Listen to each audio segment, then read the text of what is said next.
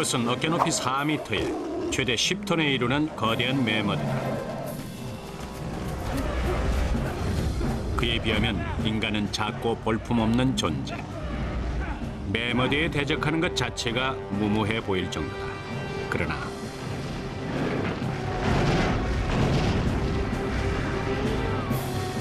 찌르와 사냥꾼들은 무기보다 더 위력적인 지능이 있었고 작전을 짤 줄 알았다.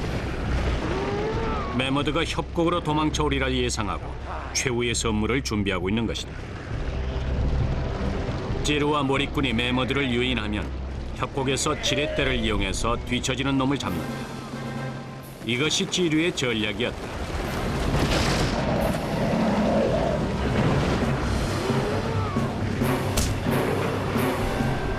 거대한 매머드조차 두려워하지 않던 호모 사피엔스. 그들이 진정 새 시대의 주인이었다. 매머드는 160만 년 전부터 10,000년 전까지 서식했던 대형 동물이다. 1961년 함경북도 화대군에서 매머드 화석 2개체가 발견됐는데 인류에게 사냥당한 흔적이 남아있었다. 인류의 사냥이 멸종 원인이란 학설이 제기될 만큼 후기 구석기인들은 매머드 사냥의 명수였던 것이다.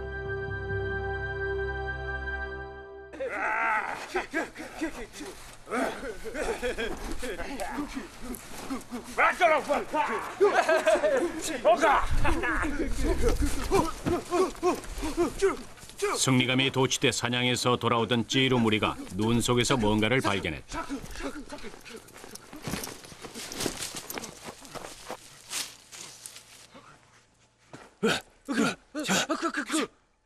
어둠 속에서 형체는 잘 보이지 않았지만 분명 사람이다. 무리 중 다친이나 장애인까지도 서로 도와주던 그들이었기에 동쿠는 이방인을 동굴로 데려가기로 한다.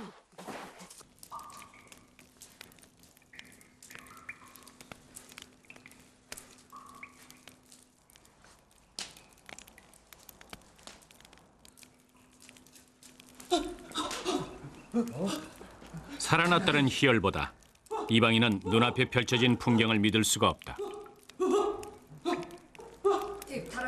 전혀 다른 얼굴, 기괴해 보이기까지 하는 옷차림. 이방인은 그들이 하는 말을 이해할 수조차 없다. 그렇다. 지금은 30만 년을 이어온 구석기 시대가 저무는 때. 동시대를 살지만 그들은 서로 다른 종이다. 마지막 사냥을 떠난 뒤 돌아오지 않는 무리를 찾아 헤매던 이방인 여자는 급속히 멸종의 길로 접어든 호모 에릭투스의 후예였던 것이다. 170만 년 전 아프리카를 떠나와 한반도 구석기 시대의 서막을 열었던 호모 에릭투스와 그 자리를 차지한 새로운 인류 호모 사피엔스. 불과 20만 년 전 아프리카에서 출현한 호모 사피엔스는 월등한 지능을 가지고 순식간에 전 세계로 퍼져나갔다. 한동안 이들은 공존했지만 지구상에 남은 마지막 원시 인류 호모 에릭투스는 그렇게 역사의 뒤안길로 사라지게 된다.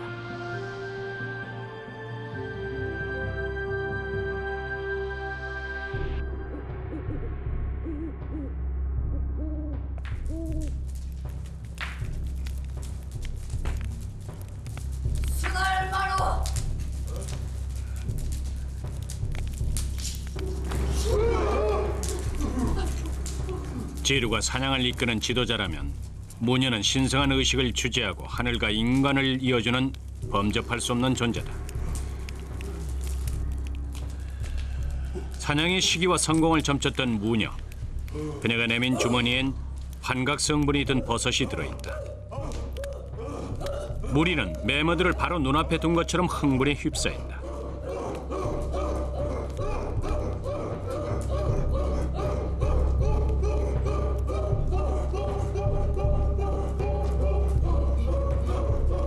호모 사피엔스가 이전의 원시 인류들과 달리 신인류라 불리는 이유. 그것은 인간 고유의 특성을 발휘한 새로운 창조자였기 때문이다. 바로 예술을 만들어낸 것이다.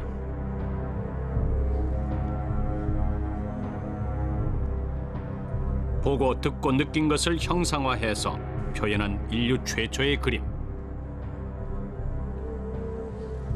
무녀의 주술이 노래처럼 울려 퍼지는 깊숙한 동굴안. 예술가인 동쿠는 죽은 메머드의 혼을 위로하고 다음 사냥의 성공을 기원하며 동굴 벽에 그들의 열망과 혼을 불어넣는다.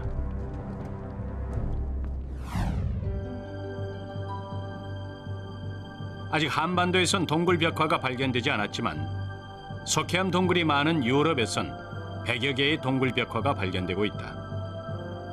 그중 스페인의 알타미라 동굴과 프랑스의 라스코 동굴 벽화엔 술록과 메머드, 들소 그리고 사냥하는 인류의 모습이 생생히 그려져 있다.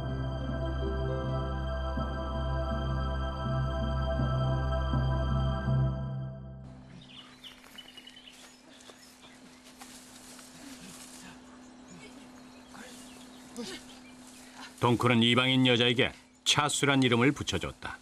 눈 속에서 구한 사람이란 의미였다.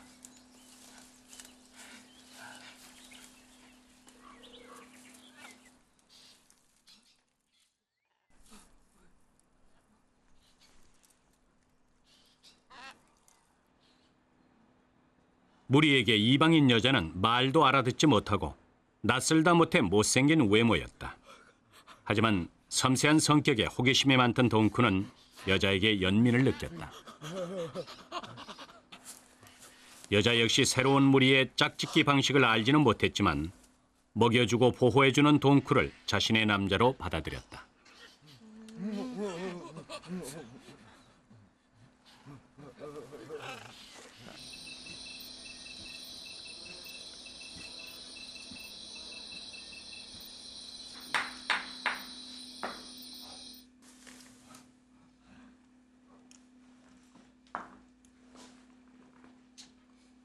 화려한 장식과 화장이 무녀의 상징이었다면 석기는 무리의 예술가이며 장인인 동쿠의 상징이었다. 후기 구석기 시대 호모사피엔스의 석기 제작 기술은 호모 에릭투스와 차원이 달랐다. 주먹 도끼보다 작지만 훨씬 정교하고 예리한 날을 가진 석기, 그 돌조각은 치명적인 무기가 됐다.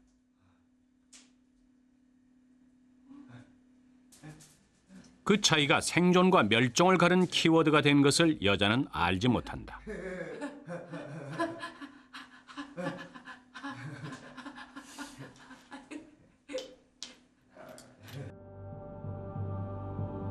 후기 구석기는 석기의 혁신과 인류가 쓰는 무기의 원형이 만들어진 시대로 그 정점에 승배 찌르개가 있다. 승배란 석기의 끝부분을 오목하게 만들어 나무 막대기에 묶을 수 있게 한 것으로 이렇게 창이 만들어진 것이다. 작지만 더욱 정교해지고 파괴력이 커진 석기. 빙하기의 자연 환경에 적응하기 위한 인류의 생존 전략이었다. 빙하기에 접어들면서 대형 동물이 늘어났고 사냥은 더욱 위험해졌다. 그런데 승배를 단 창은 멀리 날아가 꽂혔기 때문에 대형 동물을 사냥하는 데 최고의 무기였다. 동쿠는 자주 먼 곳으로 여행을 떠났다. 좋은 돌은 목숨과도 같았다. 특히 일정하게 쪼개지고 예리한 날을 얻을 수 있는 흑요석은 최고의 보물이었다. 화산 지역에서만 나는 흑요석을 구하기 위해 이웃 무리와 교역도 했지만 직접 멀고 위험한 화산지대를 찾아가기도 했다.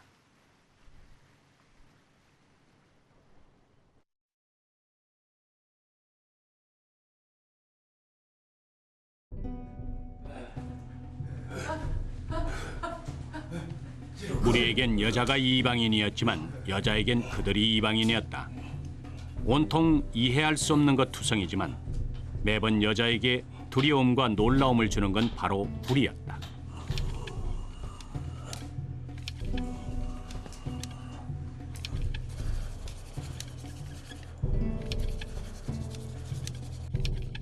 호모사피엔스들은 밤을 새워 불씨를 지키지 않아도 됐다.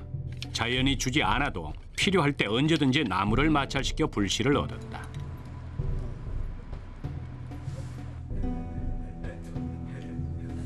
(170만 년) 전 호모 에릭투스인 그녀의 조상이 아프리카를 떠났을 때부터 불은 추위와 맹수를 막아주는 생명의 방패이자 생존의 열쇠였다. 다른 점이 있다면 호모 사피엔스, 그들은 불을 인공적으로 피우는 기술을 가졌다는 것이다.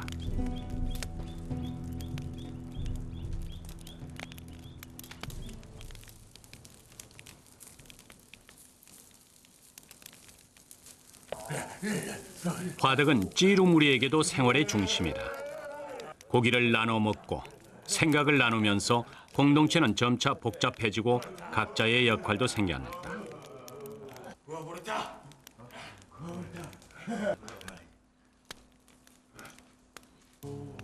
무녀는 사냥감이 있는 곳을 점치고 신성한 의식을 주관하는 존재로 귀한 소금 역시 그녀가 관리한다.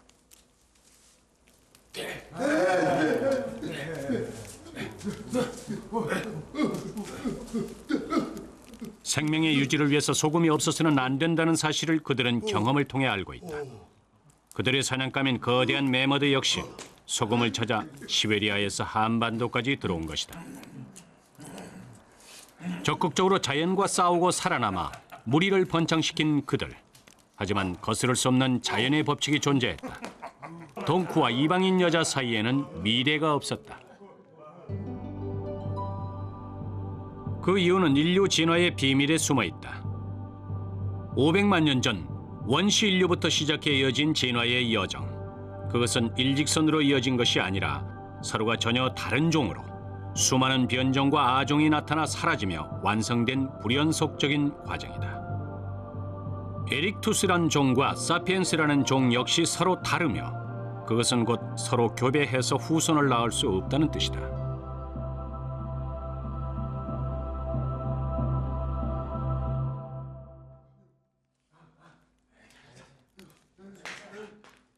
무리의 지도자 찌이루는 첫 번째 아들을 기다리고 있다.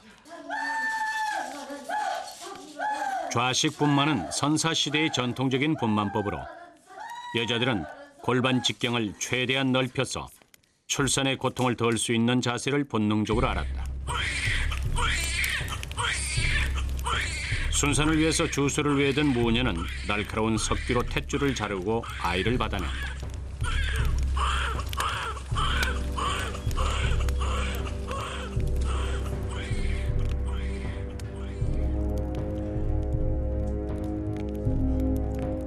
찌루의 첫 번째 아들. 지도자 역할은 물려주는 게 아니었지만 새 생명의 탄생은 무리의 번영을 약속하는 경사였다.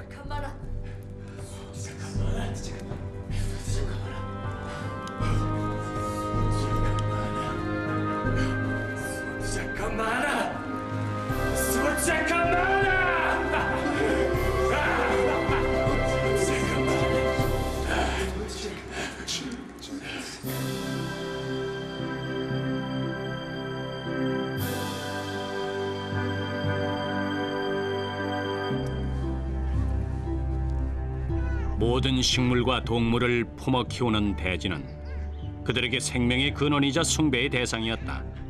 아이를 낳아 키우는 여자의 몸 또한 대지와 같은 의미였다. 7만 년 전 세계의 인구는 10만 명 정도였다. 호모 사피엔스의 인구 밀도가 높아질 수 있었던 것은 어머니의 양육이 있어 가능했다. 아이에게 언어를 가르치고 무리의 전통과 지식을 전수해 공동체에 적응할 수 있도록 하는 것은 어머니의 역할이었다.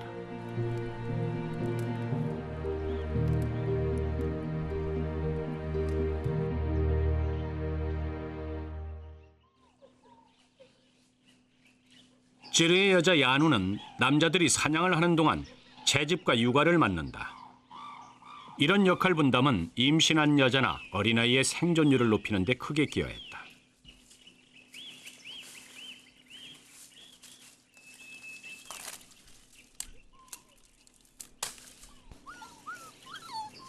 세월이 흘러 아이는 미래의 사냥꾼답게 씩씩한 소년으로 자랐다.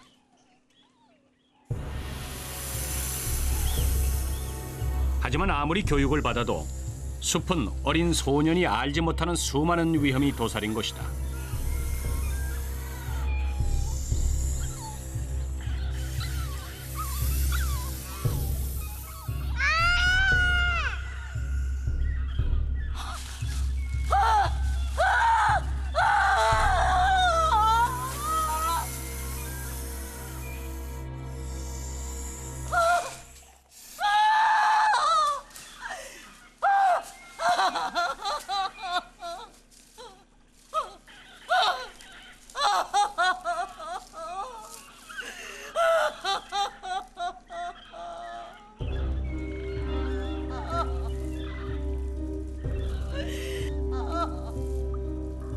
아이의 장례식이 시작됐다. 그들은 영혼의 존재를 믿었기에 죽은 사람을 버리지 않고 매장을 했다. 해가 뜨는 동쪽 방향으로 아이를 눕히고 아이가 생전에 좋아하던 국화꽃을 뿌려준다. 호모 사피엔스. 그들은 죽음 너머의 세계를 믿고 애도할 줄 알았던 우리의 조상인 것이다. 충북 청원군 두루봉 동굴에서 발견된 아이의 인골. 키 120cm에 만 5살 전후의 소년으로 발견자의 이름을 따 흥수아이라고 불린다. 인골 주변에서 꽃가루 흔적이 발견돼 후기 구석기 시대 매장 풍습이 존재했음을 보여주고 있다.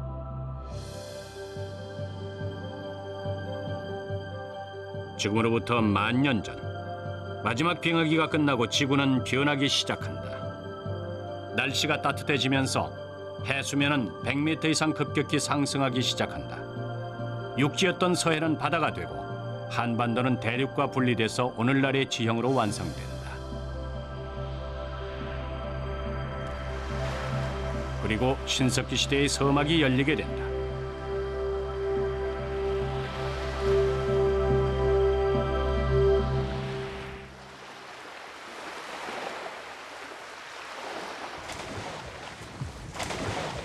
만년 전 한반도의 남해 바닷가. 빙하가 녹으며 많은 강과 바다가 생기고 물고기와 해산물이 넘쳐났다. 바다는 신석기 사람들에게 풍요로운 식량 창고였고 세상을 향한 길이었다. 마을에서 잠수를 제일 잘하는 툰벙은 깊은 바다로 들어가 오늘 저녁거리가 될 해삼이며 전복, 소라를 마음껏 건져 올린다.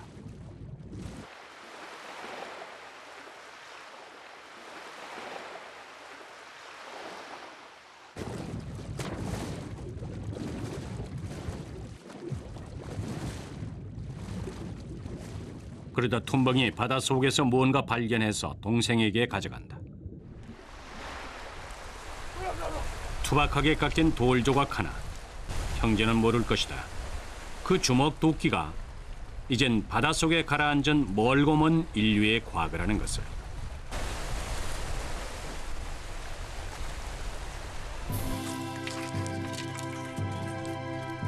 툰벙과 시령의 마을. 사람들은 한 곳에 정착해서 가족과 친척이 모여 시종 마을을 이룬 지 오래다. 한쪽엔 돼지를 키워 마을에 잔치가 있을 때마다 사냥을 하지 않고도 고기를 얻을 수 있게 됐다.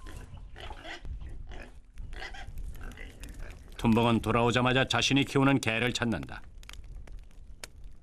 개는 최초로 가축화된 야생동물로 인간과 개의 공존은 3만 년 전으로 거슬러 가는데 개는 인간과 함께 사냥터를 달리며 가장 가까운 존재가 됐다.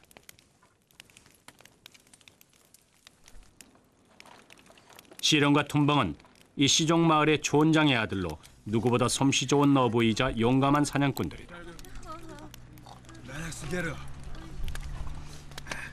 거기다 가족은 큰 경사를 앞두고 있는데 형 툰벙이 이웃 부족에서 온 아름다운 처녀와 혼인식을 앞둔 것이다.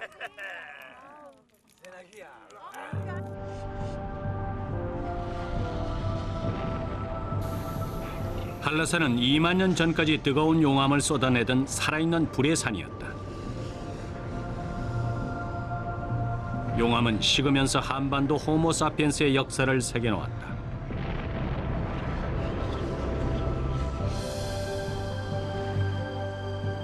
남제주군의 상무리 해안가엔 약 7,000년 전 사람의 발자국 화석 100여 개가 남아있다. 아시아에서 최초로 발견된 사람의 발자국 화석이다. 해안가에서 사냥을 하고 물고기를 잡으며 살았던 사람들.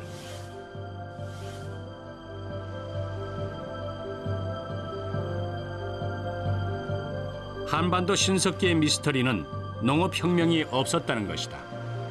농경은 청동기 시대에 와서야 본격화되는데 그것은 굳이 힘든 농사를 짓지 않아도 풍요로운 생활이 가능했기 때문이었다.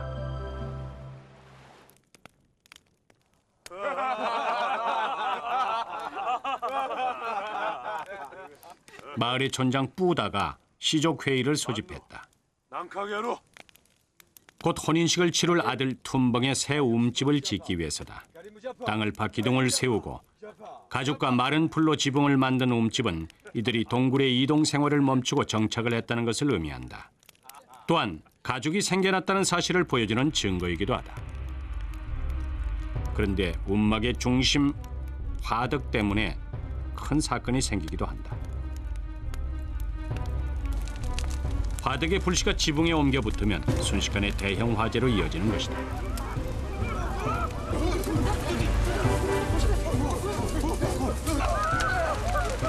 토기로 물을 부으며 힘을 합해 불을 꺼보려 하지만 커진 불길은 쉽게 잡힐 기미가 없다. 오래전 현생 인류는 불을 정복해 자유자재로 활용했지만 불이 주는 재앙 역시 감수해야 했다.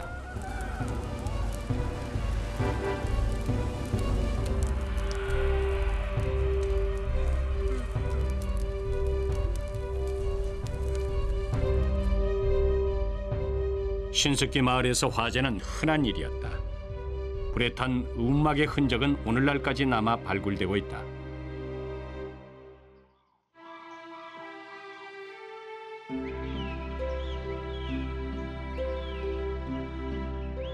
이때는 결혼의 역사가 시작된 시기이기도 했다.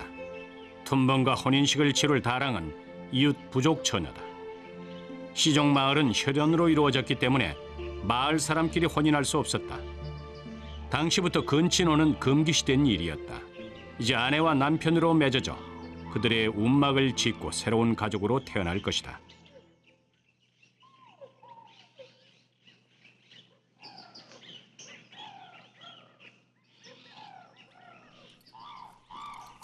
다랑이 저녁 준비를 하고 있다.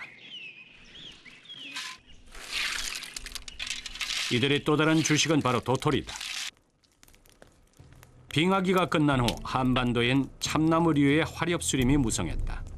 신석기인들은 가을마다 도토리를 수확해 저장한 뒤 1년 식량으로 사용했다. 그런데 문제는 있었다. 도토리는 영양가가 높고 칼로리도 풍부했지만 타닌이라는 성분이 떫은 맛을 내 먹기가 힘들었다. 오랜 시도 끝에 그들은 떫은 맛을 없애는 방법을 알아냈는데 바로 물에 담근 뒤 가루로 만들어 반죽을 하는 것이다. 단순해 보이지만 신석기인의 지혜가 담긴 주방 도구가 없다면 불가능한 과정이다. 바로 도토리를 담고 저장할 수 있는 토기와 갈판이 그것이다.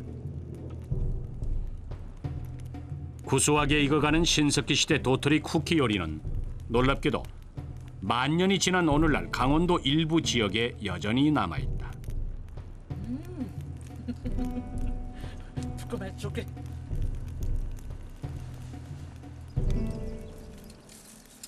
촌장의 아들인 tum번과 다랑의 혼인식은 시종마을의 큰 잔치가 될 것이다.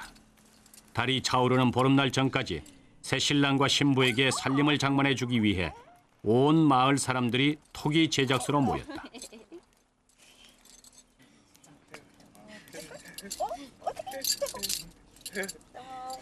토기 제작은 1년에 두어 번 큰 의식이 있을 때 열리는 중요한 행사다. 길게 반죽한 점토를 동그랗게 한 층씩 쌓아 올려서 그릇의 형태를 잡은 후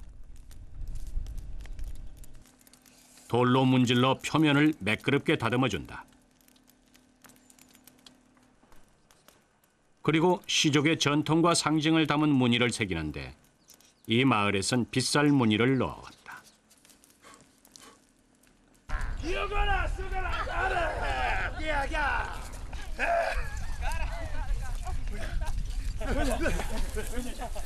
이젠 그늘에서 잘 말린 토기를 구울 순서다.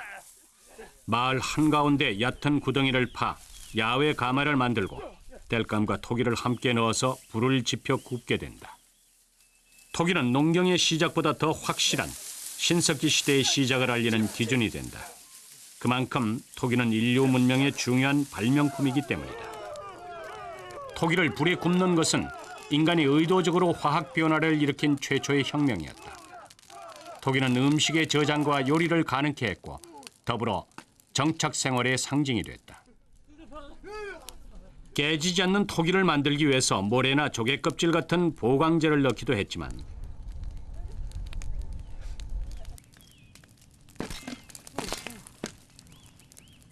해방형 야외 가마에선 소성 온도가 낮아 강도 높은 토기를 얻기가 쉽지 않았다.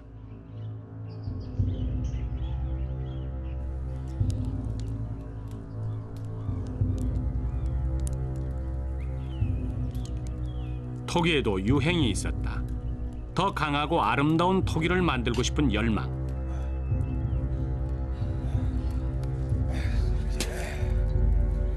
한반도 중부에서 시작돼 남해안까지 전파된 끝이 뾰족하고 기하학적인 무늬를 새겨놓은 이 토기는 신석기 시대의 상징이 됐다.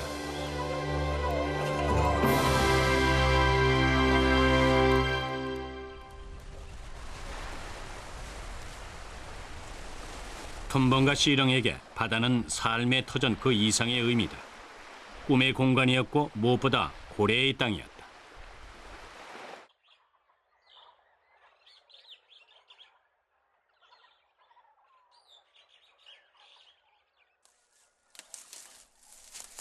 촌장 부오다가 두 아들을 데리고 숲을 찾았다. 시종 마을의 지도자이자 제사장인 부오다는 특별한 나무를 찾는 중인데 수백 년을 좋게 살았을 신령스런 소나무 앞에서 멈춰선다. 달탄타난카 스비마나 베달란카 나무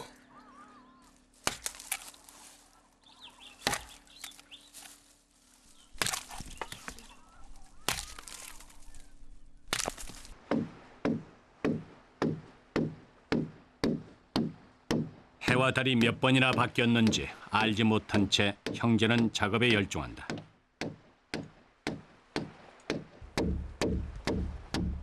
형제는 신성한 의무를 부여받았다.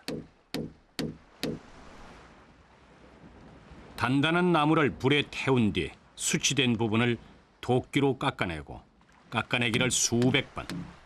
그들은 오로지 돌도끼와 햇불만으로 통나무배를 만들고 있는 것이다.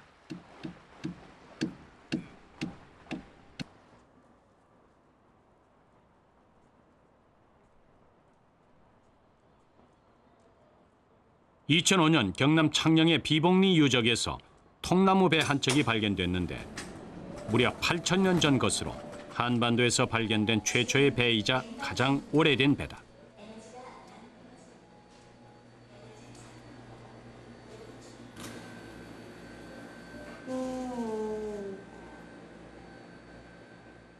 남은 선체로 추정해 본 배는 소나무 소재의 최대 길이 3m 크기로 2, 3명이 탈 수 있는 배였을 것이다. 불에 탄 흔적은 나무를 태운 후 날카로운 석기로 속을 파내는 방식으로 제작된 것임을 보여준다. 신석기 사람들은 왜 배를 만들었을까? 일본에서 가장 오래된 것으로 알려진 배보다 무려 2,000년이나 앞선 비봉리의 통나무배. 그것은 신석기 바다 사람들의 비밀을 푸는 새로운 열쇠가 될 것이다.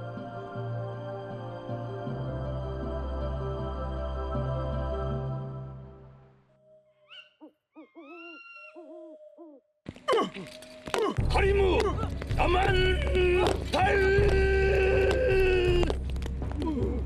마을의 촌장이자 제사장인 부다가 주술을 외자 의식이 시작된다. 이제 곧 바다에서 큰 사냥이 있을 것이다. 하늘에 춤과 노래를 바치며 사냥의 성공과 무사 기원을 비는 것이다.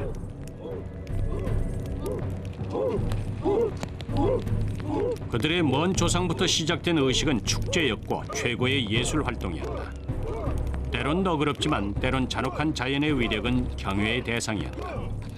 때문에 신성한 의식엔 바다와 공존하길 바라는 그들의 갈망과 생존 본능이 고스란히 담겨있다.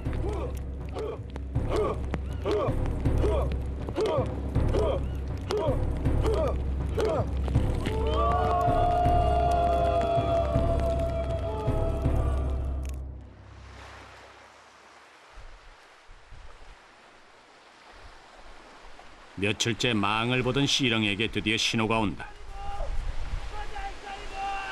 고래가 나타난 것이다.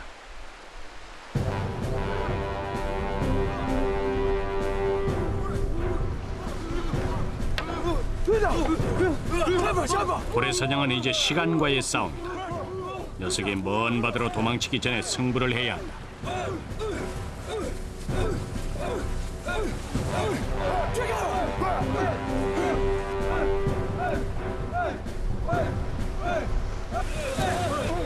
드디어 육중한 통나무 배가 바다를 향해서 나가기 시작한다. 고래는 숨을 쉬기 위해서 자주 수면 위로 떠오르는데 바로 그때가 사냥꾼들이 노리는 순간이다.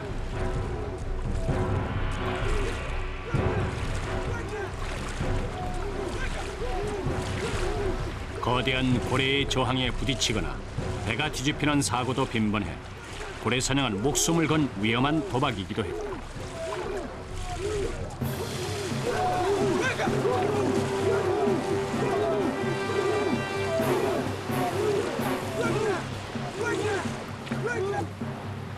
작사를 던져 명중시킬 수 있도록 고래 가까이 다가가는 대담함과 끈기가 성공을 좌우할 것이다.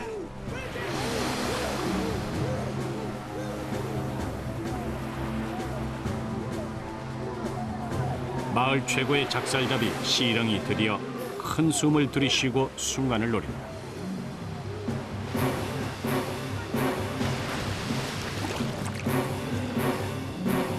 혈우병이 있는 고래는 피가 멈추지 않는다.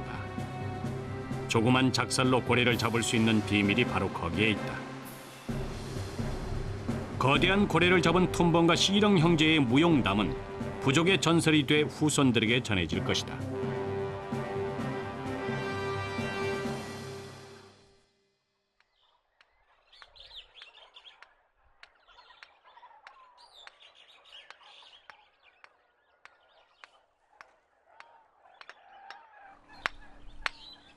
고래 사냥에서 돌아온 시렁은 그들의 이야기를 절벽에 새겨 남기기로 했다. 한반도 바다에서 사는 고래들과 사냥했던 고래들의 모습과 생태를 담은 시렁의 조각 그림은 역사의 기록이자 고래 사냥 기술을 전수받을 수 있는 살아있는 교육의 장이 될 것이다.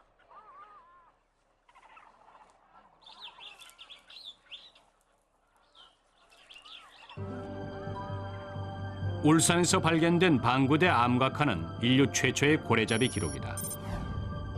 육지와 바다 동물을 그린 총 300여 점 중 고래가 무려 40여 점으로 그 생태와 특징뿐만 아니라 통나무 배를 탄 사람들이 새겨져 있어 신석기 시대 한반도가 고래 사냥꾼의 땅이었음을 보여주고 있다.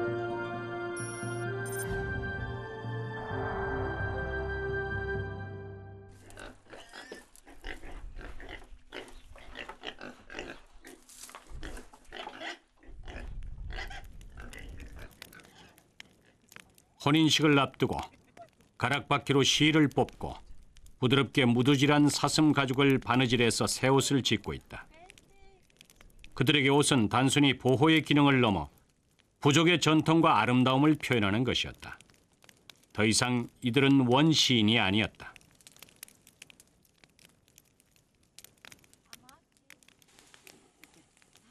다랑은 이제 이 옷을 입고 새 신부가 될 것이다.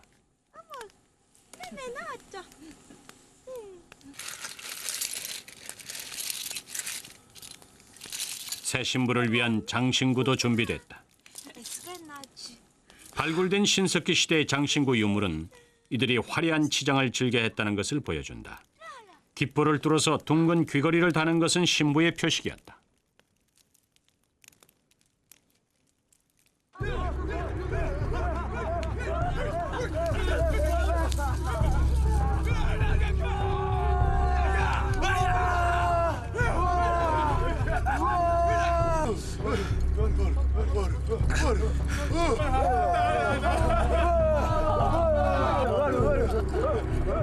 투박 조개로 만든 발찌와 팔찌, 얼굴을 가리는 신성한 조갑이 가면, 그리고 신부의 표식인 귀걸이로 치장한 새 신부의 등장으로 혼인식은 시작된다.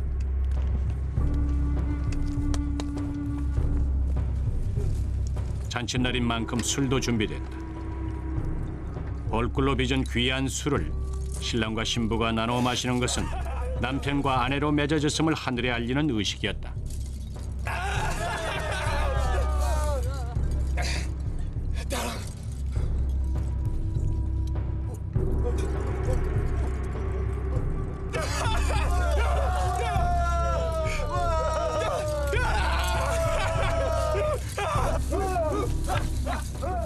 결혼식은 마을 최대의 경사이자 가장 큰 축제였다.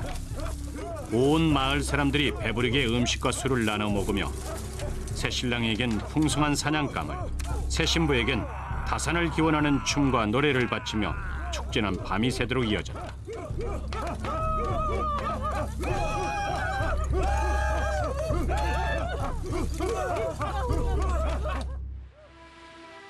언제나 풍성함을 주는 바다. 그것은 조상 대대로 그랬듯 두 연인에게도 영원히 지속될 것만 같은 낙원이었다.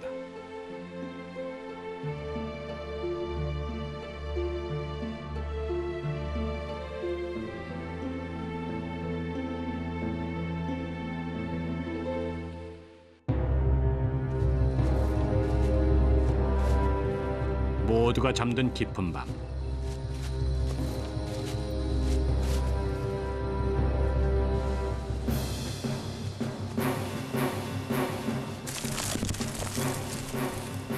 순식간의 일이었다.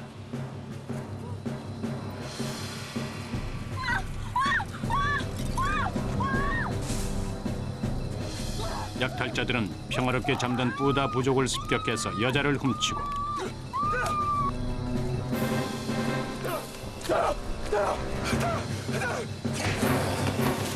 남자들을 무참히 살해하기 시작했다. 생전 처음 겪는 아비규환의 밤이었다. 자연에서 먹을 것을 얻고 공동체에서 자급자족하며 살았던 인류의 삶이 변하기 시작한 것이다. 인구가 늘어나고 농경이 시작되며 인류는 더 많은 땅과 더 많은 자원을 소유하기 위해서 전쟁과 약탈이라는 새로운 수단을 발견한 것이다.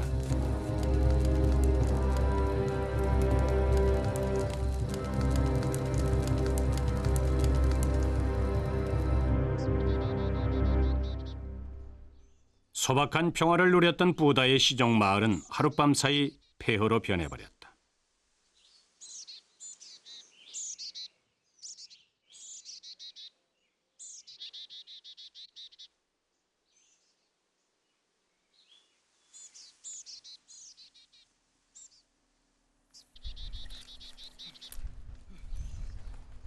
겨우내 암과 칼을 완성하고 돌아온 시령이 본 것은 그 어떤 자연의 재앙보다 참혹한 전쟁이 남긴 흔적이다.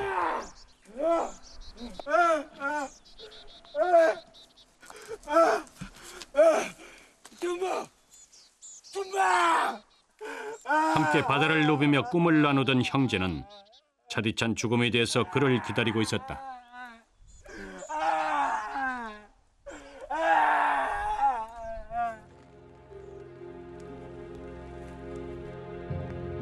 죽음은 끝이자 새로운 시작이었다.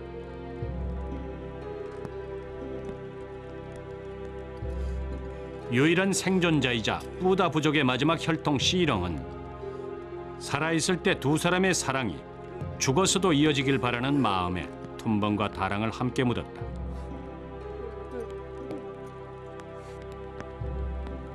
모든 것이 시작됐지만 이제는 사라진 고향. 소유를 향한 전쟁, 진보를 향한 욕망으로 굴러가는 역사의 수레바퀴 속에서 그는 어떤 신세계를 발견하게 될까?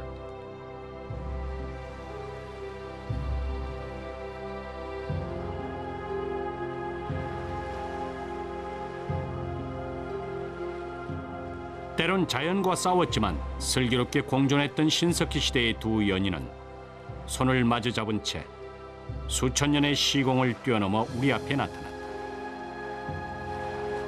안도 패총에서 합장된 채 발굴된 167cm의 30대 남자와 160cm의 20대 여자.